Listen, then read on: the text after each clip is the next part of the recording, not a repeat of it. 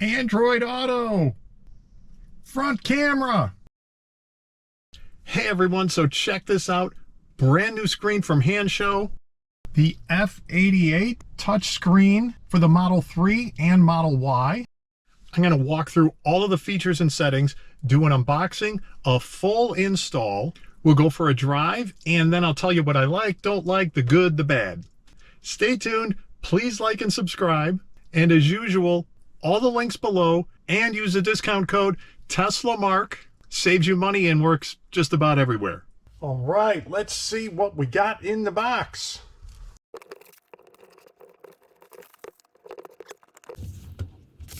Parts list, troubleshooting guide, instructions, and installation videos, which you don't need because you got me. Okay, nice little pry tool, little USB converter, and some install tools, screwdrivers, some little Phillips screws. Okay. Ooh, check it out. All right, obviously we've got some kind of a screen protector on there. Looks sharp. We're going to leave that on until we're done installing it. Don't want to scratch it, but that looks good. Looks like we've got probably power, and then one looks like it's for a camera. Okay, let's see what else we got here. All right, this is power cable for the Intel Atom, which depending on your year, you're either going to have the Intel Atom or the Ryzen processor. I have a 2018 Model 3. I have the Atom. Okay, and this is going to go on the steering column. This is going to get mounted to this in here. We'll do a little mock-up right now because why not?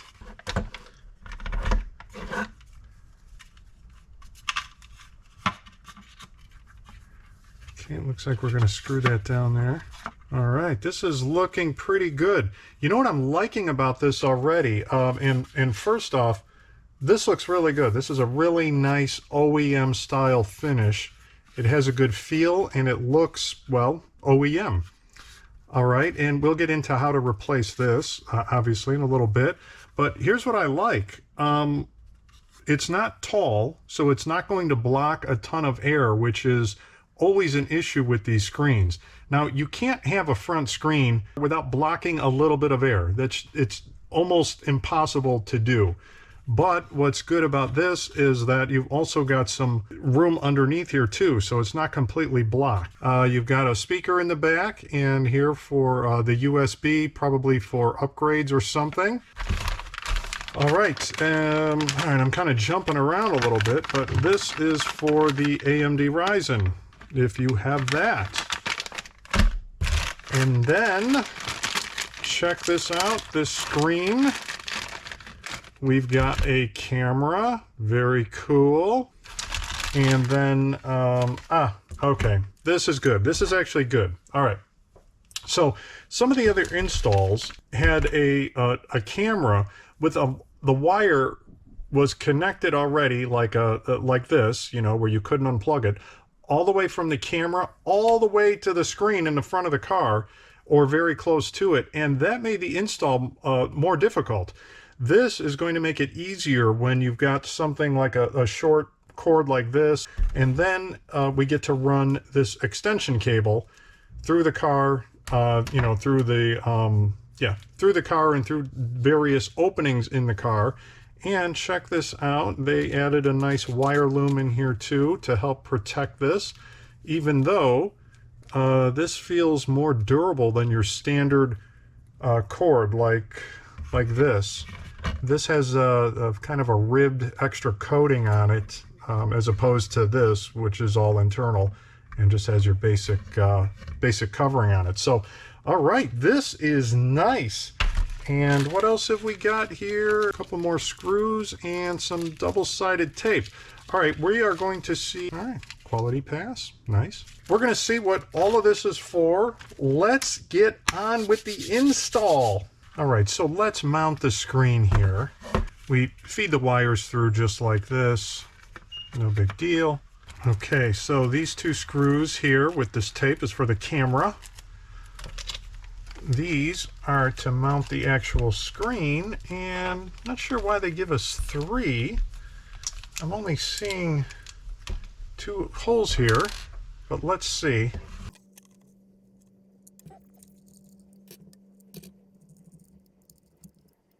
Okay, snug those up. We're all good. Camera or screen faces this way. This is going to be your steering wheel here. All right, let's put it in the car. Okay, we've got to swap this factory cover piece here onto our new screen. And these just basically squeeze, push.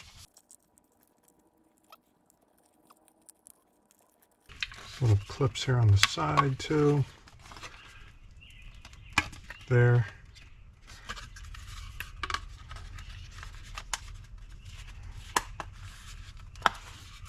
These are just kind of pushing right back in, and this you need to kind of pull out, pull over there. All right, now let's get this into the car.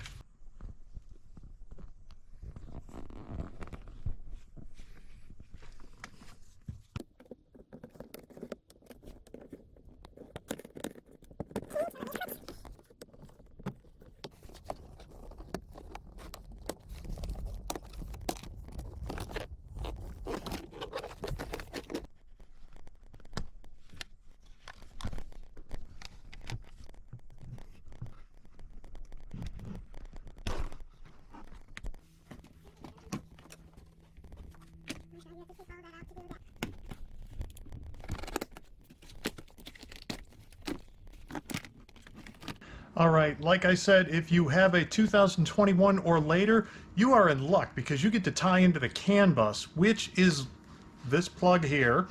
It is located underneath this panel. So once you remove this, which you have to remove either way, no matter which method you're using, you will see if you have these plugs or not, and I will show them here shortly. If you have them, consider yourself lucky. So this next section is for you, 2021 and later. If you have an earlier model car and you don't have this CAN bus, then skip ahead. I'll chapter everything out. You can use the other method where you're going to tap into the processor with one of these.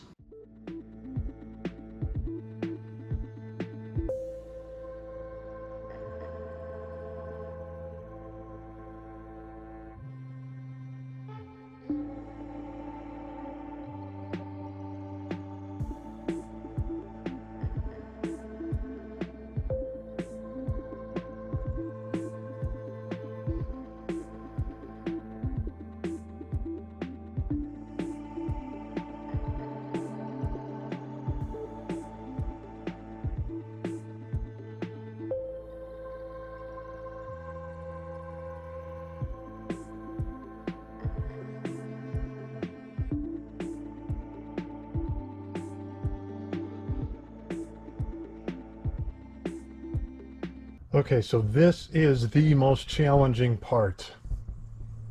You have to get up under here. This is the computer that we need to tap into. There is a middle connector here that's gray. That's the one we need to get to. Let me show you how to do that. Okay, now the idea in plugging this into the computer is to create a pass-through. So in other words, I'm going to unplug the computer. This is going to plug into the computer, and then the plug that we take out is going to plug into here. So really the computer is still plugged in, only this is going to tap off of that and go to our new screen. All right, it's pretty simple. That plug up there is just like this. So the idea is that we have to push this centerpiece in and pull out at the same time. You don't need to power your car down ahead of time. You can safely unplug that without powering the car down first.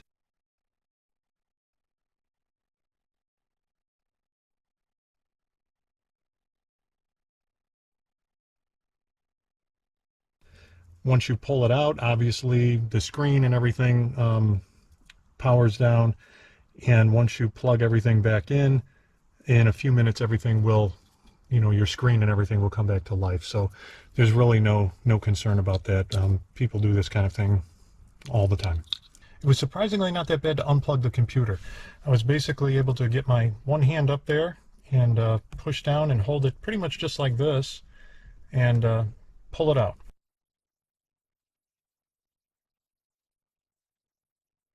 Here from the top, we see the factory connector is now plugged into the HANSSHOW screen connector with the pass-through here. And now the pass-through end here has to be plugged into the Tesla computer. Now, you could do this the other way around. You could plug this end into the computer first and then plug the factory computer connector into the HANSSHOW pass-through, which is the way I ended up doing it. Either way, it's tight and you kind of have to pre-bend the wires and connectors to, as I said in the other part here, to just kind of get things lined up ahead of time. And then honestly, just kind of relax. If you can't get this thing in, take a break, come back to it in a few minutes. It's once you're done, you realize it really wasn't all that bad.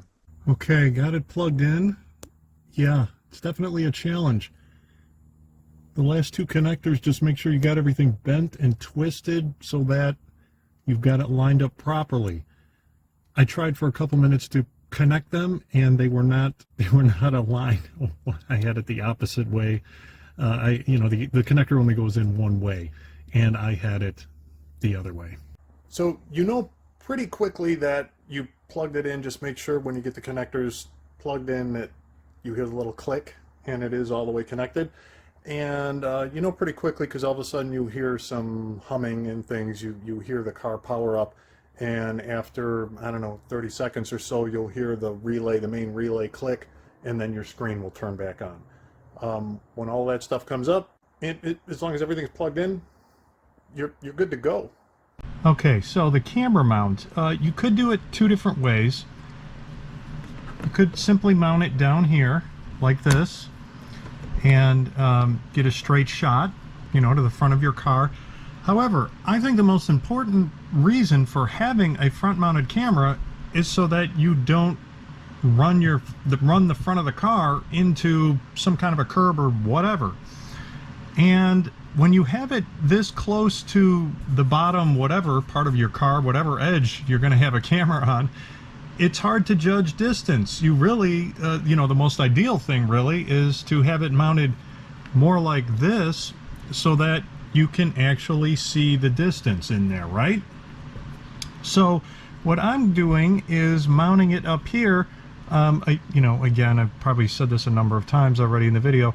This is for my other rear view mirror front-mounted camera. This is normally a rear-mounted camera.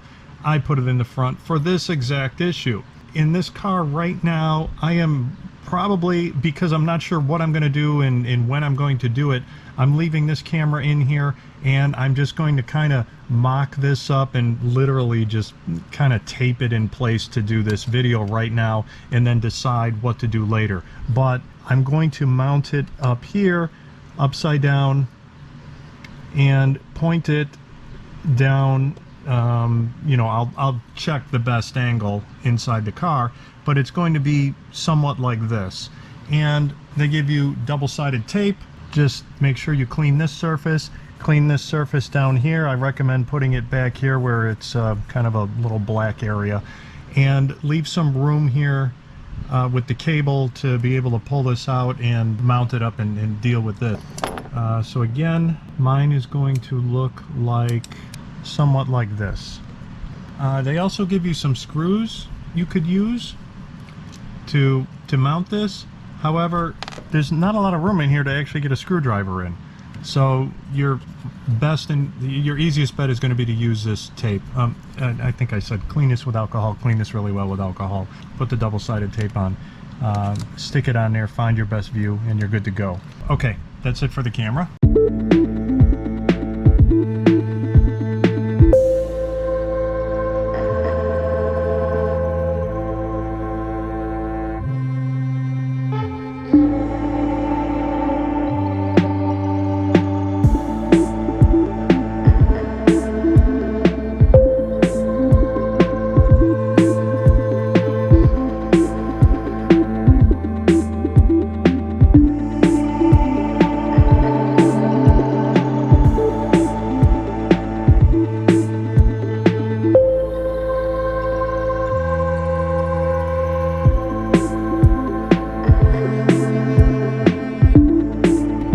so what I did was run a wire. It's got to be a pretty stiff wire, actually. This is like a single core wire, if you've got anything like that, just laying around, otherwise like coat hanger or something. And it's basically this rubber flap here, and I kind of moved it over a little bit down here and just pushed it through. And let me show you where it came through on the other side.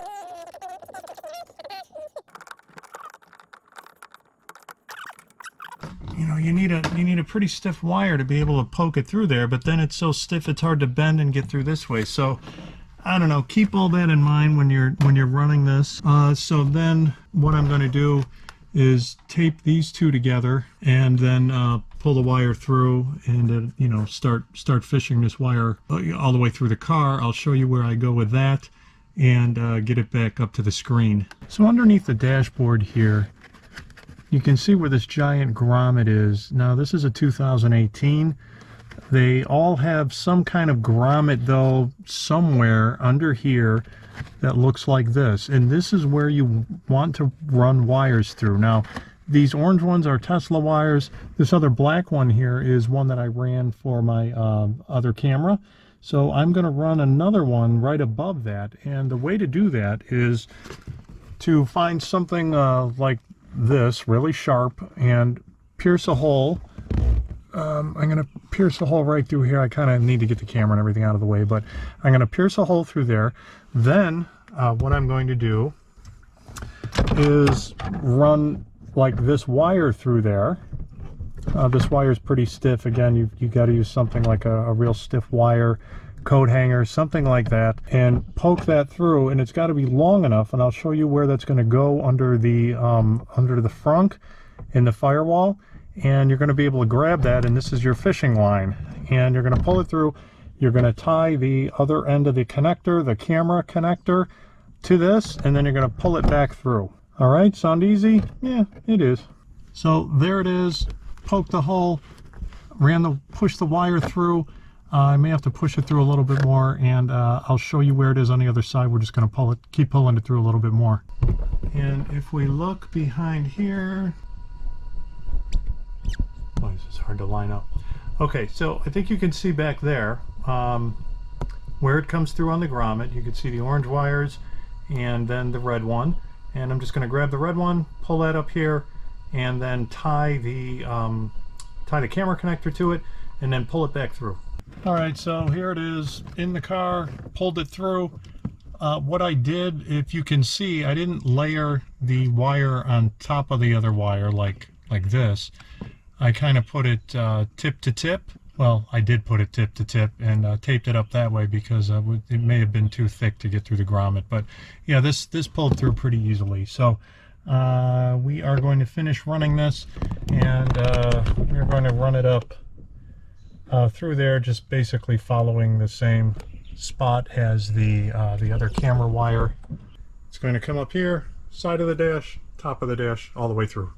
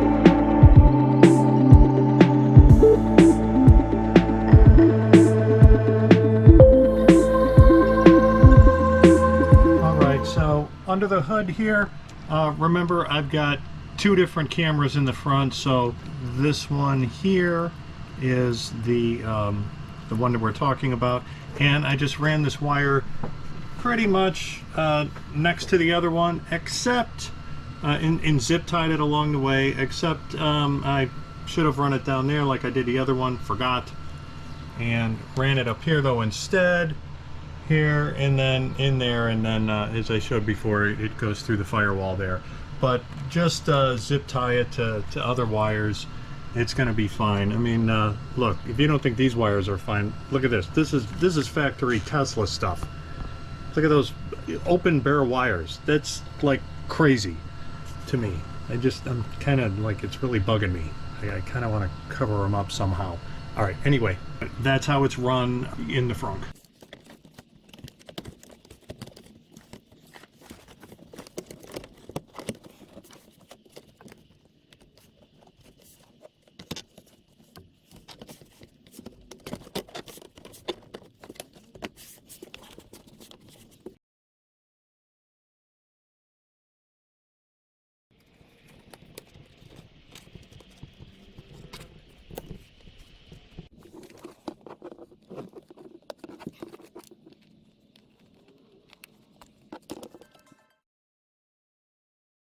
Can see where I ran the wires, again avoiding all of these clips.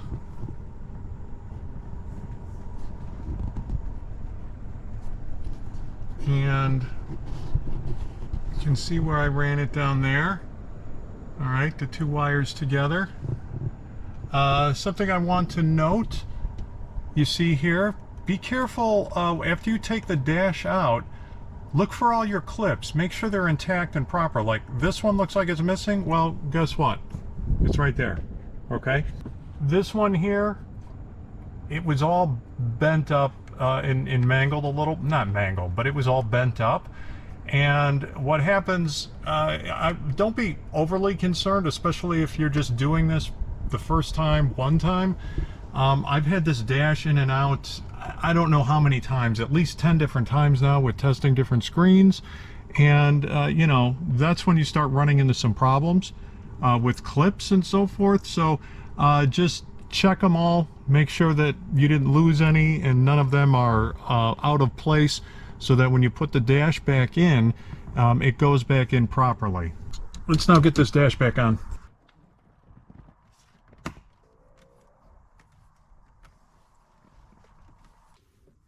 Pop these guys back in.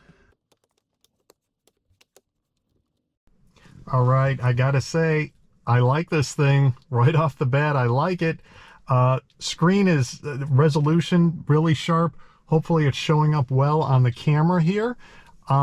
We've got a nice big font here for mile an hour. A lot of the screens, I don't know why they made it really small. This one, it's nice and large, so it's more of what you're used to in any other car. So straight ahead, you've got your mile an hour instead of looking off to the right on this screen, which you do get used to, but I get it. People are, you know, they want to see their mile an hour right here, right in their line of sight. You know, your park, reverse, neutral, drive. Brightness is kind of a, there's a hidden menu here, so when you touch the screen and slide it, it'll tell you that you're trying to adjust the brightness. I'll show you that in a minute. You know, your time, temperature, miles left on the charge, your odometer reading, you know, you've got your blinkers here, all these other different notifications, which we will get into. You know, there's your brights, all that kind of business. Let's start looking at some of the settings here, which I have already played with a little bit. You've got your time format, and there's not a ton of settings in here, but what we have is pretty nice. Steering wheel control off on, bar PSI, your time zone. By the way, GMT -5 will get you your central time zone, just so you know. The settings here for the camera are very cool in that, well, all right. Let me start off with some of these here that are a little bit strange to me. Frame rates. I'm not sure why you would necessarily want to change the frame rate very much, but you have that option. Resolution here, I'm not sure. Apparently, that's maybe if you have a different camera. This camera only does 1080p, so you're not even getting a signal with 720. Okay, you can, this is the most valuable though. horizontal vertical flip. So if you mount your camera in a different manner, you can compensate for that. Even here with rotation, you know, obviously the way the camera's mounted here, it's going to really throw it off. But these are really nice options, which I have not seen on the other screens that come with the camera. Same thing with brightness, contrast, and saturation. All of those are nice. Okay, let's get out of the camera mode here. Display, you know, your car color, temperature, rainbow road, we'll get into that. Brightness, if you set that, I talked about that. If we put it on manual, you've got a little hidden brightness control here on the side, which is kind of neat. However, do that. But, you know, typically I'm going to want that on auto, just like your Tesla screen. When you set that on auto, it automatically brightens it and darkens it. I like that. So I'm going to leave it there. Okay, wireless, we'll get into CarPlay or Android Auto. Very nice to have. Audio mode, audio will come through the HUD. There's some speakers built into this, or through your phone. And this, I'm not sure why we would really want this Wi-Fi connected, maybe for over-the-air updates, which I have yet to see them do over-the-air updates, but who knows, maybe one day we'll see. But this is your software version and everything else. So that is all we have control of. And again, basics, what we normally have control of in one of these screens are different UIs, which I do like having that option. So that is a little bit of a, I'm not sure why. This might be the first screen that I have seen where we don't have different UI choices. So we'll get into it, see if you like the UI here, and just know that we can't change it. Typically there's 3 different choices. Here we only have the one. We've got a little hidden control too with the volume. And, you know, nothing's playing right now, so it won't affect anything, but it would be the volume inside the HUD here.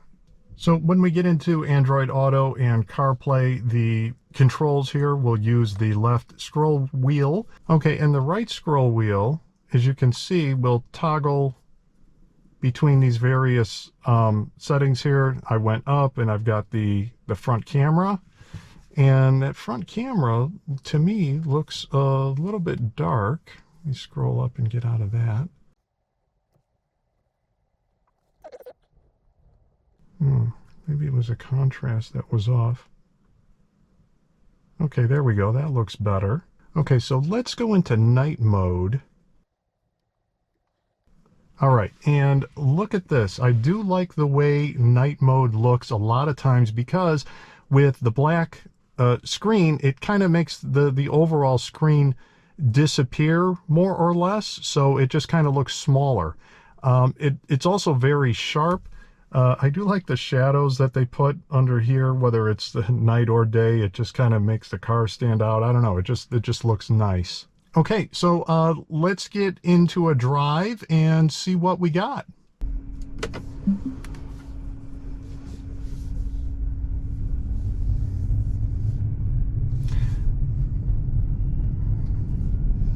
Okay, so that was interesting with that 999 there. I think that maybe was an FSD type speedo thing, but we'll find out. But as you can see, we've got the front camera automatically turns on, and I think it's only up to a certain speed. So let's see what that speed might be. Maybe 20? Huh. Oh, maybe it's a time limit. I'm not sure. We only really hit 21 miles an hour. You've got the acceleration and the energy bar there, just like we have over here, and you can see that the screens are synced up perfectly.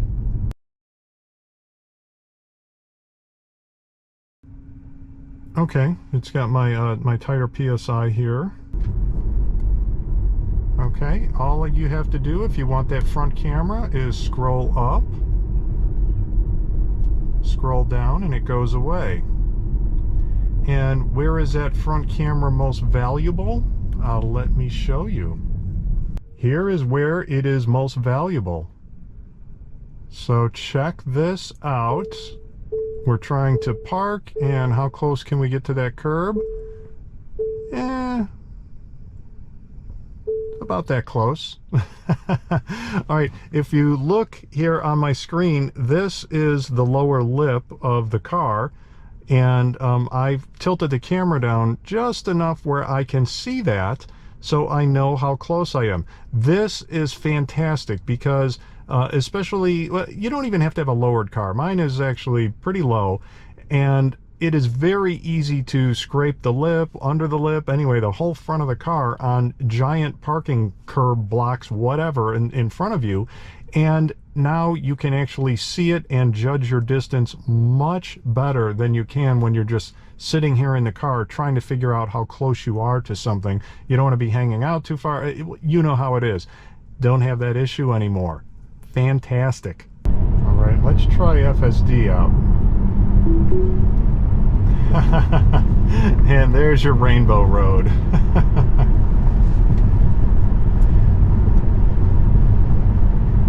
Okay, now I'm not going to touch the steering wheel or any controls because I want to see if it gives us the blue screen of nag. Up here it's got a little, and we don't have it. There's no nag here. So that is interesting. Not good.